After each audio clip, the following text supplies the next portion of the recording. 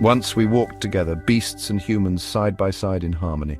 The earth was our shared Eden, a paradise of balance and peace. But the harmony was broken.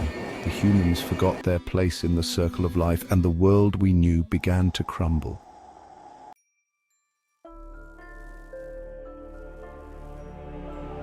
There was a time when humans and animals spoke the same language.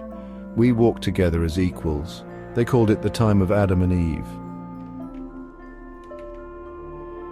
But greed and pride poisoned their hearts. They turned on us and on each other.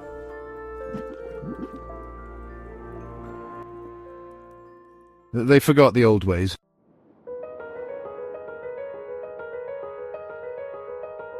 There are legends of winged serpents who came from the sky, of giants who walked the earth, and of a great flood that washed it all away.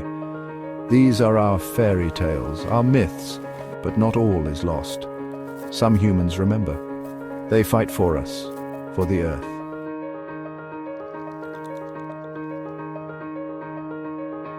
And we dream of a day when we will walk together again. Perhaps one day the echoes of Eden will become our reality once more. The end.